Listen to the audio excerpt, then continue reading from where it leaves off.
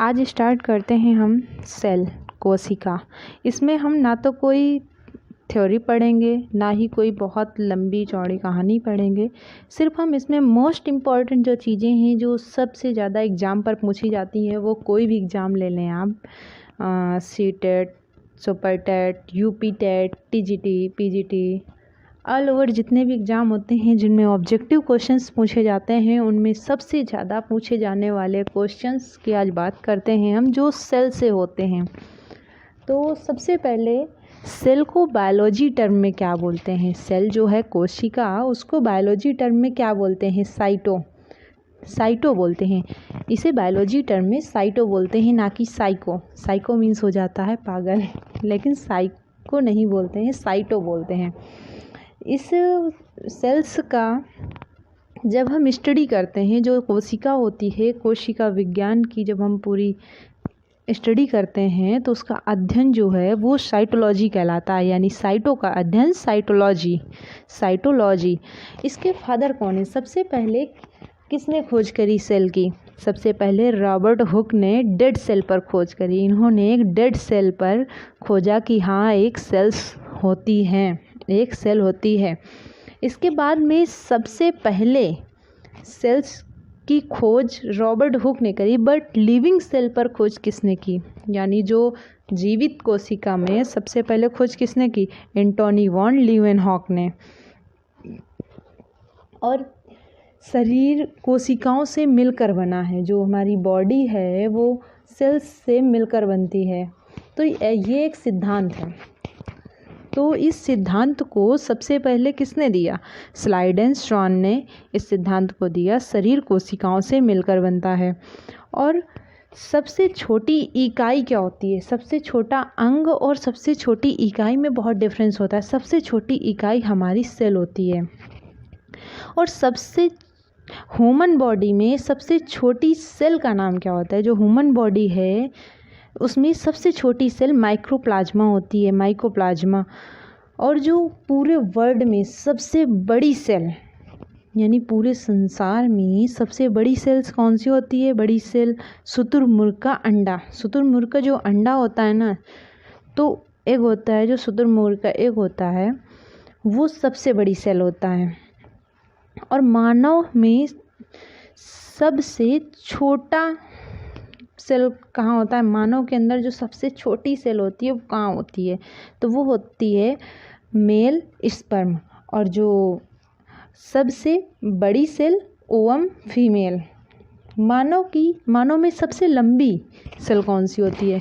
बड़ी और लंबी में बहुत बड़ा फ़र्क होता है। बड़ी यानी ये चीज़ बहुत बड़ी है, और लंबी मीन्स जैसे कोई भी पेन है, ये बहुत लंबा पेन है, और कोई भी चीज़ हो गई तो ये बहुत बड़ी चीज़ है। तो लंबी और बड़ी में फ़र्क है। तो मानव में सबसे लंबी सेल कौन सी होती है? न्यूरॉन, जिसमें सेल डिवीज़न नहीं होता है। जैसे कि सर पे चोट लग जाती है ना, तो इंसान को बहुत ज़्यादा डिफ़िकल्टीज होती हैं। ये ज़्यादा चोट लग गई अंदर की, अगर सेल्स डैमेज हो गई तो इंसान की डेथ भी हो सकती है, क्योंकि वहाँ पर सेल डिवीज़न नहीं होता है। और सबसे तेज़ विभाजन वाला बॉडी में ऐसा क्या है जिसमें सबसे तेज़ सेल डिवीज़न होता है? वो होता है लीवर। अगर लीवर कट भी जाए ना, तो वो बहुत जल्दी सेल डिवीज़न होकर वो फिर से फिलअप हो जाएगा, फिर से सही हो जाएगा। इसमें पूछा भी जाता है क्वेश्चन कि स्वतः सेल डिवीज़न करके जल्दी से जल्दी मतलब रिपेयर होने वाला ऐसा कौन सा ऑर्गन है? वो लीवर होता है। और ऐसी कौन सी कोशिका है जिसमें सेल डिवीज़न नहीं होता है? वो होता है न्यूरॉन। इसके बाद बात करते हैं सेल टिश्यू, यानी ये टिश्यू कैसे बनता है, ऑर्गन कैसे बनता है। तो सेल यानी कोशिका के मिलने से टिश्यू बनता है। जब छोटी छोटी कोशिकाएं मिलती हैं, छोटी छोटी अलग अलग कोशिकाएं होती हैं, वो एक मिलकर टिश्यू बनाती हैं। जब वो टिश्यू यानी ऊतक बन जाता है तो वो एक ऑर्गन डेवलप कर देती हैं, एक ऑर्गन। और जब ऑर्गन बन जाता है तो कई ऑर्गन मिलकर एक बॉडी बन जाती है। तो सबसे पहले कोशिका के मिलने से ऊतक के मिलने से अंग, और अंग के मिलने से बॉडी, शरीर बनता है। सबसे पहले बात करते हैं मेम्ब्रेन। सेल मेम्ब्रेन क्या होती है, सेल मेम्ब्रेन किस में पाई जाती है और सेल मेम्ब्रेन होती क्या है। सेल मेम्ब्रेन को हिंदी में बोलते हैं कोशिका झिल्ली। कोशिका झिल्ली यानी प्लाज्मा झिल्ली जिसे बोलते हैं सेल मेम्ब्रेन।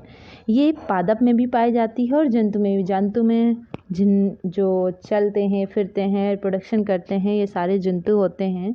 जैसे NCERT 11th की बायोलॉजी में फर्स्ट चैप्टर में है what is living word. Living में बताया गया है जो रिप्रोडक्शन करते हैं, मेटाबॉलिज्म रिएक्शंस होती हैं और जिसमें ग्रोथ प्रॉपर्टीज होती है वो होती हैं लिविंग यानी जिनमें जीवन पाया जाता है। तो हमारे जंतु हैं जिनमें सेल मेम्ब्रेन पाई जाती है और पादप में भी सेल मेम्ब्रेन पाई जाती है। और ये सेल मेम्ब्रेन बनी किसकी होती है, प्रोटीन की। हमेशा पूछता है क्वेश्चन, सेल मेम्ब्रेन किसकी बनी होती है, वो प्रोटीन की बनी होती है, एक प्लाज्मा झिल्ली। कोशिकाओं के सभी अंग इसी में झिल्ली में रहते हैं। जो कोशिका के होते हैं ना, जो सेल्स होती हैं, सेल्स के जितने भी ऑर्गन होते हैं, ऑर्गन एक मेम्ब्रेन के अंदर पैक रहते हैं। वो मेम्ब्रेन को क्या सेल मेम्ब्रेन होती है, वो प्रोटीन की बनी होती है। हमेशा एक सेल मेम्ब्रेन होती है। तो बहुत सारी बिखरी हुई वस्तुएं होती हैं ना, उन्हें एक जगह रखना होता है या एक चीज़ में लेकर हमें चलना होता है। तो हम एक झिल्ली यानी एक पॉली बैग लेते हैं, एक बैग लेते हैं, झिल्ली पॉलीथीन लेते हैं, तो उसके अंदर सारा सामान एक जगह आ जाता है, तो झिल्ली होती है। हमारे फिजिकल वर्ल्ड में वो प्लास्टिक की होती है, कागज़ की होती है।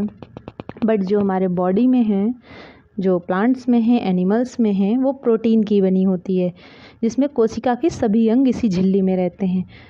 दूसरी होती है सेल वॉल। सेल वॉल यानी कोशिका भित्ति, जो कि केवल प्लांट्स में पाई जाती है। कोशिका भित्ति सेलुलोज की बनी होती है। हमारे जो कागज़ हैं, जो नोट हैं, रुपए हैं, ये सब चीज़ें सेलुलोज के बने होते हैं।